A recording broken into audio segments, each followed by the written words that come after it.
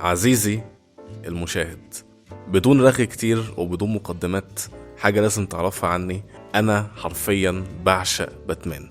باتمان ده هو حرفيا صديق الطفولة بالنسبة لي، من أول كرتون باتمان اللي كان بيتعرض على سبيس تون لحد من وأنا عندي 9 سنين وأبويا جاب لي في عيد ميلادي بلاي ستيشن 2، ومن أول الألعاب اللي لعبتها عليه كانت لعبة باتمان ليجو. حرفيا اللعبة دي أنا بعشقها وقفلتها يجي بتاع 20 مرة، وكنت بلعب بيها مع قرايبي. كان حد مرة يلعب بباتمان والتاني يلعب بروبن، وهكذا، ونقعد نبدل يعني لحد ما ربنا كرمني وعرفت اجيب بلاي ستيشن 4 بعد ما نجحت في الثانويه العامه. ومن اول الحاجات اللي انا لعبتها على بلاي ستيشن 4 كانت العاب اركم. وطبعا من مشاهداتي لكل افلام باتمان في اللايف اكشن دخلت باتمان فيرسس سوبرمان وانا كان عندي وقتها 14 سنه، وكان من اول الافلام اللي اخشها في حياتي حرفيا. دخلت فيلم الجوكر في السينما في 2019 من بعد ما خلصت ثانويه عامه، وحرفيا الفيلم ده انا كنت بعدله الايام لحد ما ينزل في السينما، ودخلته بالظبط تاني يوم عرضه على طول. ونفس الكلام كان على فيلم باتمان اللي كان وقتها من اكتر الافلام اللي انا كنت متحمس ليها في حياتي حرفيا. اتفرجت له على افلام انيميشن بالهبل حرفيا، وطبعا مسلسلات انيميشن ايقونيه لباتمان زي ذا بريف اند ذا بولد وباتمان بيوند، وطبعا طبعا طبعا باتمان ذا انيميتد سيريز. ومن اكتر حاجات اللي انا شخصيا والناس كلها بتحبها في باتمان وفي جوثام بالذات هما الاشرار بتوعه. حرفيا هم اجمد اشرار في الكوميكس وفي الحياه عموما بشكل عام يعني. في الفيديو ده هتكلم على 20 شرير من أشرار باتمان، وهرتبهم من الأسوأ للأفضل. والفيديو ده هقسمه على جزئين، لأن زي ما انت شايف 20 كتير، وأنا عايز أقولك إن هو في أكتر من كده بكتير كمان، بس أنا نقيت أكتر 20 مشهورين ليه عموما يعني. هيبقى معانا 5 خانات بالتحديد هنرتب فيهم الأشرار دول. أول خانة اللي هي أقل واحدة هنسميها قشطة، اللي هو ناس ماشي الحال يعني، دول يعتبر أقل ناس الجامدين يعني، لأن مفيش حد في القايمة دي وحش. اللي فوقيها هنقول عليها حلو، اللي في النص هنقول عليها جامد، واللي فوقيها هنقول عليها جامد جدا. اخر واعلى واحدة هنسميها اسطوري، ودي بقى الناس اللي هم بالنسبة لي اسطوريين ايقونيين، بص اجمل ناس في الدنيا يعني. ولاجل ان انا بعشق الناس دي كلها، وعشان ما احطهمش كلهم في الخانة الاسطورية، حددت 5 معايير ليا هتساعدني في ان انا اصنف الاشرار دول. اول معيار وهو الايقونيه، الشخصيه دي قديمه قد ايه، ومش بس قديمه، مهم برضو انها تكون اثبتت نفسها على مدار الاجيال. تاني معيار وهو الشعبيه، الشخصيه دي معروفه قد ايه بظهورها الكتير في الافلام والمسلسلات. تالت معيار هو تاثير الشرير ده على باتمان، وازاي اذاه واثر عليه سواء نفسيا او جسديا. رابع معيار هو دوافع الشرير نفسه، وايه هو اللي بيخليه شرير. وخامس واهم معيار هو رايي الشخصي، وقد ايه الشرير ده انا بحبه ومتعلق بيه. عشان اصعب على نفسي الموضوع اكتر، قررت ان انا في خلال الحلقتين هيبقى عندي 6 شخصيات بس هحطهم في القائمة الاسطورية، بمعنى 3 شخصيات لكل حلقة بس كده اظن انا شرحت لك كل حاجة بوضوح، فمن غير رغي كتير يلا بينا نبدأ. أول ظهور للريدلر كان سنة 1948 في ديتكتيف كوميكس العدد رقم 140. كان في طفل صغير اسمه إدوارد نجمة، وكان عنده شغف كبير قوي بالأرقام وبالألغاز وبالأسئلة وبأي حاجة معقدة من الآخر يعني. كان في فرق كبير قوي في مستوى الذكاء بينه وما بين كل أصحابه في المدرسة، وده خلاه يحس بالغرور وإن هو عبقري عن الناس كلها يعني. فبالتالي لما لقى نفسه ذكي كده دخل في مسابقة حل ألغاز وأسئلة، كسب المسابقة، ويعني كان كسبها كمان بالغش يعني، يا ريتك بمجهودك يا عم إدوارد. وبعد ما كسب المسابقة دي، هو ده كان دليل كافي بالنسبة له إن هو ذكاؤه متفوق على بقية البشر، وبدل ما الناس هي اللي عمالة بتختبر ذكاؤه في مسابقات ولا في مدرسة، هو اللي عايز يختبر ذكاء العالم كله. وقتها بقى سمى نفسه اسم الريدلر، وهو كان في نيته التامة ان هو يختبر ذكاء كل الناس اللي في جاثم. ومش بس كده، هو عايز يختبر ذكاء اشهر واقوى واهم حد في جاثم، وهو باتمان. اول مرة انا شخصيا شفت فيها الريدلر في حياتي كان في لعبة باتمان اركام نايت. واي حد لعب اللعبة دي هو عارف وفاهم قد ايه ان ريدلر ده كان حاجة مستفزة. تبقى ماشي مثلا طاير بالجلايدر او سايق البات موبيل، ومرة واحدة تلاقي علامة استفهام كبيرة خضرة في وشك، او تلاقي نفسك في مكان ظهر فيه شاشة طلع لك فيها الريدلر يقولك باتمان ريدل مي ديس، ويقعد يسألك 500 ألف سؤال. اللي هو أنا أصلا كنت بسأل نفسي وقتها وأنا صغير، هو إيه اللي مخلي باتمان سايب الدنيا كلها وسايب أشرار جوثام كلهم ويخليه يروح يحارب جورج قرداحي؟ الفكرة ان هو ما كانش عايز بقى اي حاجة حرفيا، لا عايز سلطة مثلا ولا عايز فلوس ولا عايز ان هو مثلا يخلص على حد مهم، لا هو كل هدفه في الحياة حرفيا ان هو عايز يثبت ان هو اذكى من باتمان. بس ده كل هدفه، يعني هو لو عمل الهدف ده هو مش عايز اي حاجة من الدنيا تاني. ولكن بأمانة لما كبرت واتفرجت على فيلم ذا باتمان، نظرتي للريدلر اختلفت بشكل كامل. انا في جانب بحبه في باتمان قوي وهو جانب المحقق. هو بيتقال عليه في الكوميكس حرفيا The World's Greatest Detective، أفضل محقق في العالم. وريدلر هو بلا شك أفضل شرير ممكن يطلع الجانب ده من باتمان، ويقدر يخلي أي قصة هو فيها قصة مميزة ومعقدة ومليانة ألغاز ووجع دماغ لباتمان شخصيا، وتطلع منه الجانب اللي أنا بحبه فيه قوي، جانب المحقق. فالموضوع اتحول معايا من وانا كنت حرفيا بكرهه وشايفه حاجة مستفزة بغباء وانا صغير، ليه ان انا بقيت احبه لما كبرت. فبالتالي ريدلر اول واحد معانا في القايمة هحطه في جامد جدا. أول مرة ظهرت في الكوميكس كانت 1966 في كوميك بوك باتمان العدد رقم 181، وكانت عالمة نباتات عادي جدا وقتها، وكان عندها هوس شديد قوي بعلم النباتات وأسرارهم وكل حاجة ورا النباتات يعني عموما. وفي يوم من الأيام واحد من أساتذها اللي كان شغال معاها في المعمل خبط فيها شوية مواد كيميائية خطيرة، وده أدى إن جسمها اتغير بشكل كامل. بقى عندها مناعة ضد السموم وتقدر تتحكم في النباتات، كمان تقدر تتحكم في الناس نفسهم عن طريق سموم النباتات.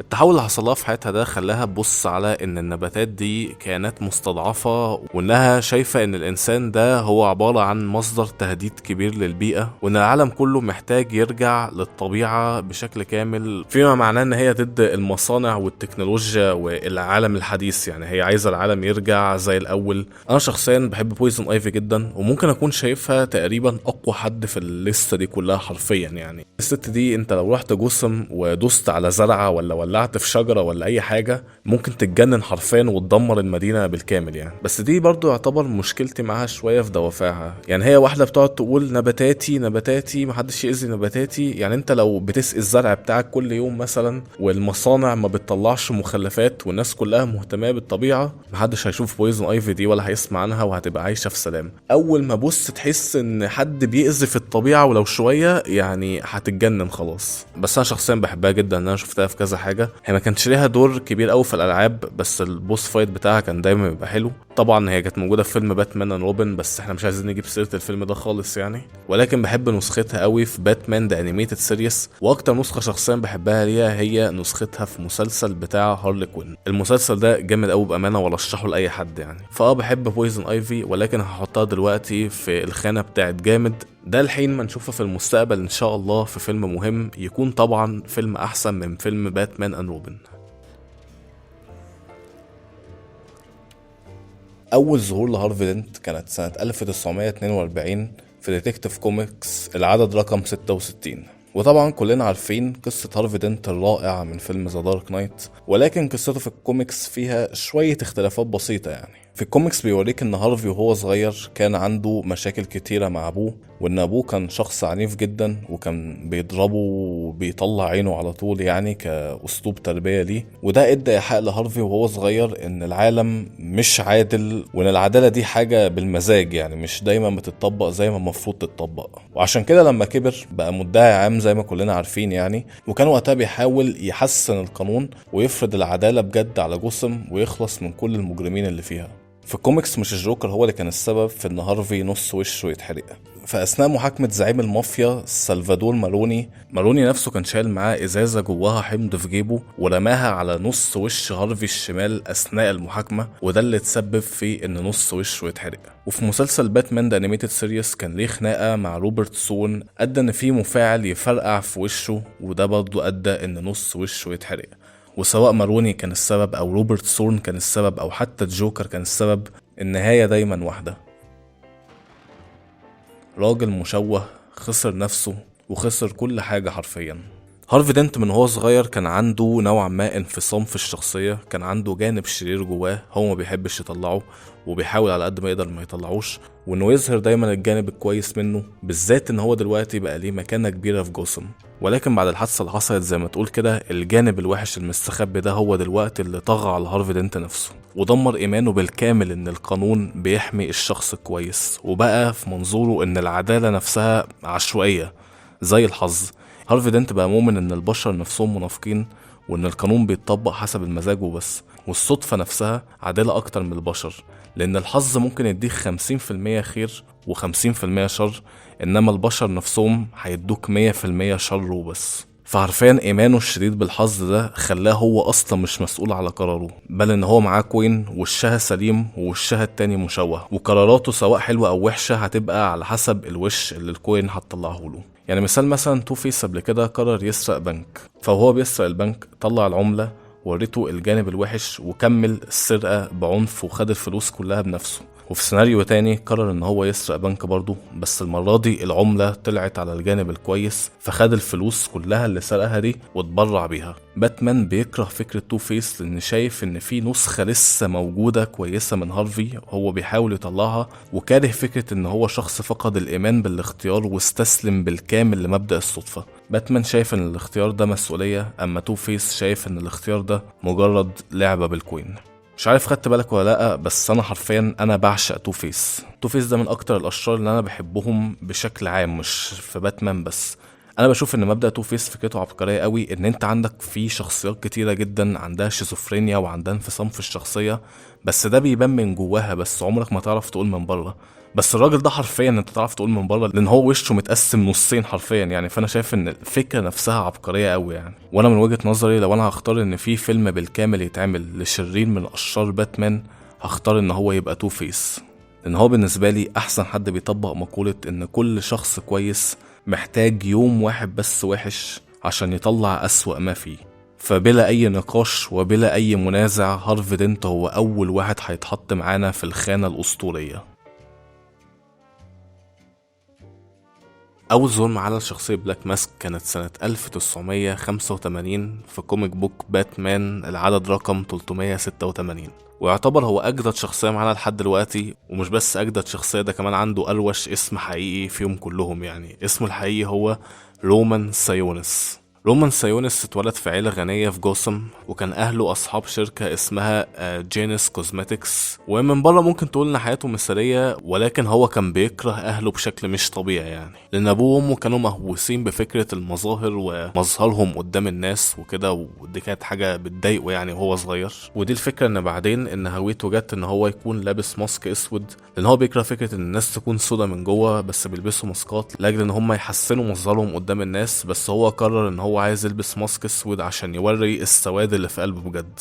يا ساتر يا عم بلاك ماسك يا اخويا والله. لما بقى بلاك ماسك كبر ومسك الشركة كان فاشل اداريا، والشركة كانت بتفلس على ايده، وعشان يحاول ينقذ نفسه وسمعته من الانهيار اللي الشركة كانت فيه، كان هو بيكره اهله زي ما قلت لك، فهو لبس مسؤولية ان الشركة بتنهار لاهله، وزور اوراق وعمل بص كل حاجه غلط يعني ممكن اي مدير يعملها. ومن كتر ما هو بيكره اهله حرفيا في قصص في الكوميكس كان دفع فلوس لناس عشان يقتلوا اهله وقتلوهم فعلا. وبعد ما كل ده حصل الشركه كلها انهارت، وخسر بقى فلوسه ومكانته وكل حاجه حرفيا. وهنا تقدر تقول اتولد بلاك ماسك بجد. واللي اقوله لك دلوقتي ده بجد و100% حقيقي في الكوميكس. بلاك ماسك عمل القناع بتاعه من خشب بتاع تابوت ابوه، ايوه زي ما سمعت كده بالظبط. وعمل كده عشان يفضل فاكر كرهه لاهله وقد ايه اهله دول كانوا ناس موافقين ومدعين من الاخر يعني. وبعد فتره كده حصل له حادثه والقناع بتاعه اتحرق فيها ولزق في وشه وبقى على وشه بشكل دايم وما ينفعش يتشال. وقتها بلاك ماسك بقى واحد من اكبر رجال العصابات في جوثام، وكل هدفه ان هو ينشر الفوضى في جوثام ويبين جوثام على حقيقتها، الحقيقه اللي باتمان بيحاول يمنعها.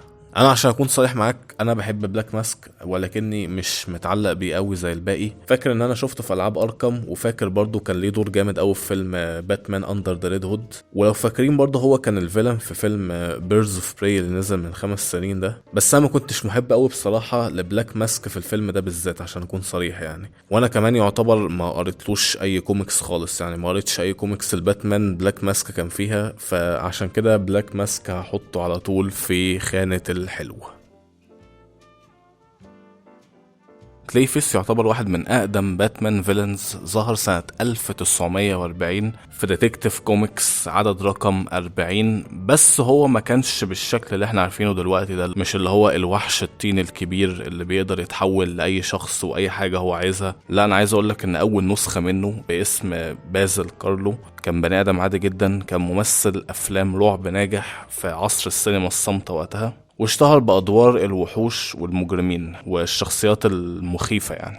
ولكن مع تطور السينما وظهور جيل جديد من الممثلين، بازل كارلو يعني زي ما تقول كده بدأ يتركن من الآخر. يعني بازل كارلو كان عنده هوس كبير جدا بالشهرة وبالأضواء وبالكلام ده، فلما فقد الأضواء الموضوع أثر في نفسيته جدا جدا. وبعد ما وقف تمثيل الاستوديوهات كلها استغنت عنه والجمهور نسيه، واسمه بقى حاجة من الماضي خلاص يعني، ومفيش حد بقى فاكره كليا. لا، وكمان هما كانوا بيعملوا إعادة إنتاج لفيلم مشهور ليه اسمه ذا تيرر ببطل جديد وممثل جديد كليا غيره. بس بدل طبعا ما يروح لدكتور نفساني زي أي حد في الدنيا، قالك لا لا يا معلم، احنا في جثة، احنا بنعملش الكلام ده هنا. فراح جاب قناع للكاركتر بتاع فيلم ذا تيرر القديم اللي هو كان بيقوم بدوره ولبسه، وراح حرفيا قتل الممثلين والمخرجين والمنتجين بتوع الفيلم الجديد.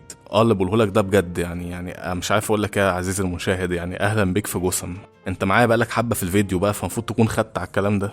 بس انا عايز اقولك ان بازل في المرحله دي هو كان مجرد شرير لابس قناع، هو ما كانش عنده اي قوه خارقه من اللي نعرفها من كليفيس اطلاقا، لحد نسخه تانية خالص بشخص اسمه مات هيجن اتقدم في سنه 61 في ديتكتيف كوميكس العدد رقم 298. وده كان مغامر عادي، ما كانش ليه اي دعوه بالتمثيل ولا حاجه، ودخل كهف كده كان بيستكشف فيه، فتعرض لماده جوه الكهف ده حولته لشكل كليفيس اللي احنا نعرفه. كليفيس قواه مثيرة جدا للاهتمام بأمانة، ولكن عشان ما اكدبش عليك انا مش متعلق بيه قوي زي بقية الفيلنز. ايوه برضه فاكره من اللعبة، وليه حلقتين اسمهم فيت اوف كلاي بالنسبة لي من افضل حلقات باتمان ذا انيميتد سيريس. ولكن هينزل له فيلم السنة دي باسمه كلاي فيس، وهيبقى تالت افلام عالم ديسي السينمائي الجديد. اتكلمت عليه في الفيديو هسيبهولك في الاي فوق اللي كنت بتكلم فيه على الافلام اللي هتنزل السنة دي في 2026. فاتمنى الفيلم ده يحببني فيه اكتر ويعلقني بيه اكتر ويعرف الناس اكتر عن مين هو كلاي فيس، بالذات ان انا قلت في الفيديو ده ان انا متفائل بالفيلم ده جدا جدا جدا يعني. فلحد ما الفيلم ينزل هحط كلاي فيس دلوقتي في خانة الحلو، وبعد ما الفيلم ينزل وان شاء الله يطلع حلو يعني ممكن يعلى معانا بعدين يعني عادي. عزيزي المشاهد، جهز نفسك عشان تسمع واحدة من افضل قصص الاوريجين ستوري لأي شرير اتعمل قبل كده. أول مرة تقدم فيها مستر فريز كان سنة 1959 في كوميك بوك باتمان مجلد 121، وتقدم وقتها باسم مستر زيرو، وما كانش زي مستر فريز اللي الناس تعرفه دلوقتي، او خلينا نقول بعض الناس يعني ان هو بصراحه شرير مش معروف قوي يعني، بس انا شخصيا بحبه. زي ما قلت لك وقتها كان اسمه مستر زيرو، وما كانش عنده اي قصه مؤثره ولا اي دوافع ولا اي حاجه من كده. لا، هو كان واحد معاه مسدس ثلج من الاخر وكان بيحارب باتمان يعني فاهم، وما كانش محبوب ولا كان حد فاكره ولا كان حد مهتم بيه اصلا. لحد انا شخصيا بعتبرها افضل حلقه في مسلسل باتمان ذا انيميتد سيريس، اكتر حلقه انا شخصيا بحبها. بيحكي لك ان مستر فريز ده كان عالم شغال في علم الجليد يعني فاهم، انا ما اعرفش في علم اسمه كده ولا لا، بس هنمشيها ان هو كان عالم في علم الجليد، وكان شغال في شركه تبع راجل اعمال كبير في جوثام. في الوقت ده مستر فريز مراته اللي هي محوريه جدا في قصتنا دي اسمها نورا دي جالها مرض نادر جدا جدا جدا ومالوش علاج اطلاقا. ففيكتور اللي هو اسم مستر فريز الحقيقي جات له فكرة ان هو يحاول يجمد مراته، يحطها زي في قارورة كبيرة كده ويجمدها، اللي هي تفضل متجمدة لحد ما في يوم من الايام العلم يلاقي حل للمرض ده في المستقبل، وبعد كده يقوموا معالجينها. رئيس الشركة بتاعته عرف باللي هو بيعمله ده، وعرف بكمية الفلوس اللي صرفها عشان يعمل العملية دي، او ان هو يحط مراته في قارورة من التلج يعني. فوقتها دخل برجال الامن المعمل وهجمه، وقع على جلده سائل كده ادى ان جلده بالكامل ما يقدرش يعيش في درجات حرارة عالية، محتاج ان هو دايما يكون عايش في درجات حرارة منخفضة. وده اللي ادى ان بعدين ان مستر فريز يلبس البدلة بتاعته المشهورة اللي بتحافظ على درجة حرارة جسمه. لا مش بس كده، ده كمان دمر الجهاز اللي فيه نورا مرات مستر فريز، وده ادى ان نورا تموت. من اللحظة دي بقى مستر فريز تحول تماما، كل هدفه دلوقتي ان هو ينتقم من رئيس شركته القديمة على موت نورا، وان هو يمسك في اي امل كذاب ويحاول يدور على اي حاجة باي شكل ترجع نورا من الموت. واحيانا كان بيحفظ جثتها في الجليد بحيث ان جثتها ما تتحللش، لاجل ان العلم ممكن في يوم من الايام يوصل بعدين في المستقبل ان هم يرجعوا الاموات للحياة تاني.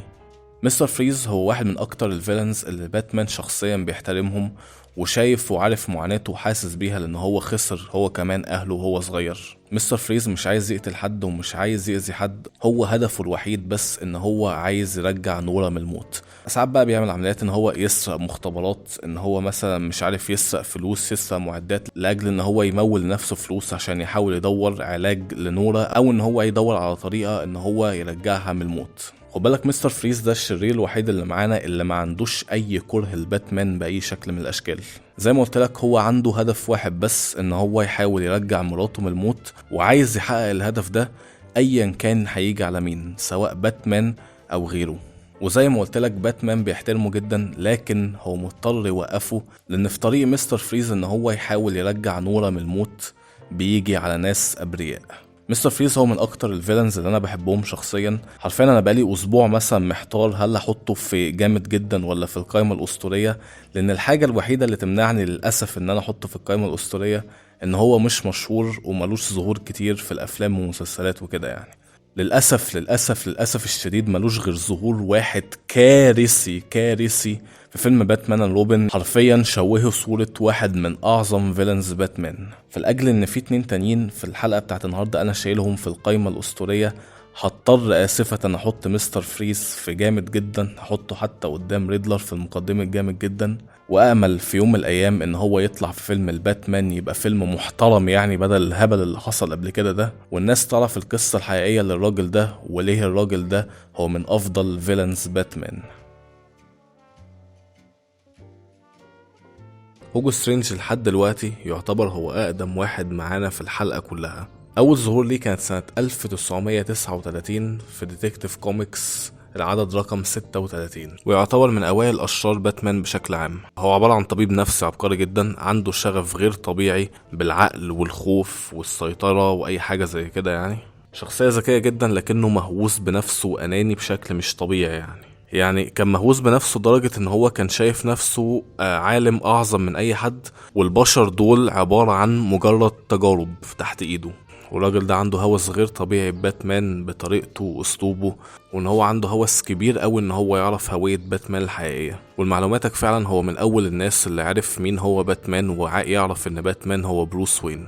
الراجل ده شايف ان باتمان خطف الاضواء منه وعنده عقدة نقص كبيرة قوي بيه، شايف ان باتمان هو عبارة عن شخص مريض وان هو الطبيب الوحيد اللي يقدر يعالجه. وفي قصص كتيرة هوجو سترينج كان هو مدير أركام أسايلم، المصحة اللي بيتحط فيها كل الأشرار في جاثم. أيوة أركام أسايلم ده هو المكان اللي الجوكر بيروح يتفسح فيه كل أسبوع كده وبيخرج بعدها بيومين عادي جدا يعني. أنا عارف إن معظم الناس ممكن ما تعرفش مين هو هوجو سترينج، بس ممكن تفتكر اللعبة إن هو كان الشرير الرئيسي في لعبة باتمان أركام سيتي، بس دي حرفيا المرة الوحيدة اللي أنا شفته فيها يعني. وزي ما تقول كده محترم تاريخه بس مش متعلق بيه أوي شخصيا يعني. فهوجو سترينج هو أول واحد هينورنا في خانة القشطة. أول ظهور لسكير كرو كان سنة 1941 في كوميك بوك وورلدز فاينست كوميكس العدد رقم 3. جوناثان كرين كان دكتور علم نفس. أنا مش فاهم إيه الفكرة إن دكاترة علم النفس في جاثم هم اللي بيتجننوا يعني، دول المفروض الناس اللي بيعالجوا المجانين، لا هم بقى اللي بيتجننوا في الآخر يعني. زي ما قلت لك كان دكتور علم نفس تحديدا متخصص في علم الخوف، وكعادة كل أشرار باتمان دلوقتي كان بيتم التنمر عليه وهو صغير. التنمر ده خلينا نقول خلاه عنده عقدة نقص وهوس بفكرة الخوف، وإن هو على طول دايما خايف، وإن هو بقى مهتم إن هو يدرس أكتر عن الخوف نفسه وإيه هو الخوف ده. لما كان شغال أستاذ في الجامعة بدأ يجرب غاز تخويف على الطلبة، وده اللي أدى إن هو يتفصل من الجامعة ويبقى منبوذ يعني، فاهم؟ وبعد ما اتطرد من الجامعة وبقى شخص مريض نفسي وغير مقبول اجتماعيا خالص، قرر ان هو يستخدم الخوف كسلاح ليه. فاختار اسم سكير كرو، واختار هيئة ان هو يلبس سكير كرو بمعنى فزاعة، يعني لان الفزاعة تعتبر حاجة بتمثل الرعب والخوف. واخترع غاز الخوف ده زي ما قلتلكوا، والغاز ده بيخلي الواحد ان هو يشوف اسوأ كوابيسه وانه يواجه اكبر مخاوفه. عايز اقولك ان اصعب حاجه بالنسبه لي في الحلقه دي ان انا اختار ما بين سكير كرو ومستر فريز انهي واحد فيهم اللي كانت حط في الخانه الاسطوريه. ولكن لما قعدت افكر فيها بصراحه قلت لنفسي مستر فريز عنده القصه اكتر دراميه ويخليك تتعاطف معاه، ولكن جانب الشعبيه موجود عند سكير كرو اكتر وهو معروف اكتر منه بكتير. واهم جانب بالنسبه لي هو اللي حدد المقارنه دي هو جانب التاثير على باتمان. تخيل معايا ان انا اجيب باتمان اللي هو مصدر الرعب والخوف لكل الاشرار والمجرمين في جوثام، واللي كل الاشرار بتخافه وبتهاب منه ومن شكله ومن هيئته ومن طريقته وكل الكلام ده. شخص لو شفته من بره تقول ان حرفيا الراجل ده بيخافش، ولكن سكير كرو يقولك ان كل انسان مهما كان قوي عنده خوف واحد يكسره. عمري ما هنسى المشهد في ألعاب أركم لما سكير كرو قدر يتمكن من باتمان وخلاه يشوف أسوأ كابوس ليه في حياته، خلاه يرجع يعيش ويشوف حادثة موت أبوه وأمه من تاني. وانت شايف باتمان البطل اللي مفيش حد بيوقفه واقع على ركبه مكسور وبيعيط، وكل ده بسبب سكير كرو. فالكل الأسباب اللي أنا قلتها لك دي، سكير كرو هو تاني واحد معانا في الحلقة دي هيتحط في التير الأسطورية. انا عارف ان حد ممكن يقول لي ليه ما تحطش طيب مستر فريز وسكير كرو فوق؟ انت لحد دلوقتي حطيت تو فيس وسكير كرو بس، وانت قلت ان انت معاك 3 اختيارات. هرد عليك واقول لك ان انا شايل اتقل واهم واحد بالنسبه لي في حلقه النهارده للاخر خالص. ديستروك هو من اكتر الاشرار او من اكتر الشخصيات المفضله ليا في الكوميك بوكس بشكل عام. انا حرفيا بعشق الراجل ده من اروش الشخصيات في التاريخ، وعنده اروش اسم الفيلن هتسمعه في حياتك حرفيا، سليد ويلسون. سليد كان جندي في الجيش واتعمل له تجارب في الجيش، نقدر نقول بقى سوبر سولجر، حاجه كده زي كابتن امريكا يعني. التجارب دي خلته اسرع اقوى بكتير وذكي جدا، وبينضم ديستروك لجماعه ليج اوف اساسن بقياده راس الغول. زي ما قلت لك ديستروك هو من اكتر الكاركترز اللي انا بحبها، وحرفيا انا بشوف ان هو عنده واحده من اجمد الديزاينات في الكوميك بوك بشكل عام. يعني الديزاين بتاعه حاجه فشيخه بمعنى الكلمه، شفناه في اعمال كتير انيميشن، ولكن الفايت سين بتاعه مع باتمان في لعبه اركام اوريجينز تقريبا ده اجمد فايت سين في الدنيا. انا الفايت سين ده ممكن اكون بتفرج عليه في الاسبوع بتاع يجي 3-4 مرات مثلا. حرفيا انا بشوف اي معركة بينه وما بين باتمان بتبقى دايما 50-50، اي حد حرفيا ممكن يكسب في اي وقت. ولكن الحاجة اللي هتمنعني ان انا احط ديستروك في الخانة الاسطورية، يعني انا مثلا كنت بعمل تير ليست لاشرار دي سي او للاشرار في الكوميك بوكس بشكل عام، كنت هحط ديستروك في الخانة الأسطورية على طول من غير أي تفكير. بس اللي منعني إن هو يعتبر فيلن لتين تايتنز، هو ما يعتبرش فيلن لباتمان. يعني هو في مواجهات بينه وبين باتمان كتير يعني يعتبر، ولكن هو في الأساس ومواجهاته أكتر بكتير وقصصه أكتر بكتير مع التين تايتنز. أنا عارف أنت ممكن تسألني طب معلش هو أنت ليه حطه في الليستة طالما هو ما يعتبرش باتمان فيلن؟ يعني أول حاجة هقولك إن هو وباتمان واجهوا بعض كذا مرة، أشهرهم طبعا المرة بتاعت لعبة أركام أوريجينز. وتاني وأهم سبب، أنا مش هفوت أي فرصة إن أنا أطلع أطبل لديستروك، فعشان كده هحطه في جامد جدا وهحطه قدام ريدلر. بحبك يا عم سليد والله. جيسون. سنة 1940 تحديدا في ديتكتيف كوميكس العدد رقم 38 قدم لأول مرة ولد اسمه ديك جريسون. ولد كان شغال في السيرك مع أبوه وأمه، وأبوه وأمه ماتوا في السيرك بعد حادثة مدبرة، وتيتم ديك جريسون. وبعد ما عرف بروس وين بالقصة دي قرر بروس وين يتبناه وقعد يدربه عشان يبقى المساعد بتاعه كباتمان، باسم طبعا كلنا عارفينه، روبن. واحد من أكتر الشخصيات الأيقونية في تاريخ الكوميكس وفي تاريخ حكاية القصص عموما. تعدي الأيام وتعدي السنين، وديك جريسون قرر يستقل عن باتمان عشان يعمل تيم خاص بيه مع شوية شباب جمعهم عندهم قدرات خارقة ويسميه التين تايتنز. ديك جريسون ده اللي هو بعدين بيبقى واحد من أكتر الأبطال الخارقين المفضلين ليا، اللي هو نايت وينج. في كوميك بوك باتمان العدد رقم 357 سنة 1983 يتقدم ولد جديد اسمه جيسون تود. ولد صغير عاش طفولة صعبة برضه، أمه ماتت وهو صغير وأبوه العاق اتبرى منه وطرده من البيت. جيسون كان بيقعد يسرق الكاوتشات بتاعة العربيات ويبيعها، وفي مرة جابته البجاحة إن هو يروح يسرق كاوتشات البات موبيل. فباتمان شافه وعرف هو مين وشاف هو عايش ازاي وشاف حالته الميؤوس منها، فقرر ياخده ويتبناه ويدربه لمدة 6 شهور ويخليه هو روبن الجديد. ولكن جيسون ما كانش زي ديك جريسون خالص. جيسون كان عنيف بغباء لدرجة ان هو في مرة كان عايز يستعمل مسدس ان هو يقتل واحد من الاشرار اللي بيحاربوهم. ده الحاجة الوحيدة اللي بيرفضها باتمان تماما، والقاعدة الوحيدة عند باتمان وهي عدم القتل. باتمان ما بيقتلش بأي شكل من الأشكال. ديك جريسون جاله خبر إن مامته لسه عايشة، وإن الست اللي ماتت وهو صغير دي ما كانتش مامته الحقيقية، ومامته عرفته إن الجوكر كان بيبتزها وإنها سلمته للجوكر شخصيا، والجوكر قعد يعذب فيه ويضربه ويطلع عينه لحد ما قتله في واحدة من أشهر قصص باتمان A Death in the Family. الغريب بقى والكوميديا السوداء في الموضوع ان جيسون ما كانش محبوب ما بين جماهير دي سي، لدرجه ان لما الجوكر خطفه دي سي نزلت اعلان للناس ان هم يصوتوا هل عايزين ان جيسون يموت ولا يعيش، والناس صوتت ان جيسون يموت، وانتهت قصه جيسون تود على كده. ولكن سنة 2006 تحديدا في حدث انفينيت كرايسيس، سوبر بوي برايم يضرب الجدار الواقع الزمني بتاع عالم دي سي، وده اللي ادى لحاجات كتيرة تتغير في الزمن وفي الواقع من قصص اتحكت قبل كده. ومن ضمن الحاجات اللي اتغيرت ان جيسون تود رجع من الموت. قصة رجوع من الموت اتغيرت بعد كده ان كانت عملية من راس الغول وتاليا الغول ان هم يرجعوه من الموت، وحطوه في حمض اللازرس بيت بتاع راس الغول، اللي هو الحمض اللي بيرجع الناس من الموت وبيشفي الامراض وبيطول في العمر والكلام من ده يعني. لكن ايا كانت القصة كانت ايه، النتيجة في الاخر ان جيسون تود رجع من الموت، ولكن ما رجعش زي الاول اطلاقا. رجع بهوية جديدة وباسم جديد وهو ريد هود. وريد هود كان شايف ان باتمان خذله، وان باتمان بالنسبه له ماشي بقاعده غبيه بعدم الموت، وهو شايف ان طول ما انت ما بتقتلش الاشرار دول هم هيكملوا في الشر اللي هم فيه. وزي ما قلت لك ان ريد هود شايل من باتمان اللي هو ما عرفش ينقذه من الجوكر. فحصل صدامات كتيرة ما بينه وبين باتمان، ان ريد هود جاي ينظف جوثام بالكامل وما يسيبش اي شرير عايش باي شكل من الاشكال، وباتمان ضد معتقداته دي لان هو شايف ان انت لو قتلت انت كده تعتبر واحد منهم. وباتمان شايف ان اليوم اللي هيقتل فيه حد مش هيقدر يرجع عن القرار ده وهيبقى ده العادي بتاعه، فهو مش عايز يوصل للمرحلة دي. باتمان لخص الفرق الجوهري ما بين نايت وينج وريد هود في جملة واحدة لخصت الحكاية دي كلها. قال ان نايت وينج is my biggest achievement and Red Hood is my biggest failure. نايت وينج هو اكبر انجازاتي وريد هود هو اكبر فشل ليا.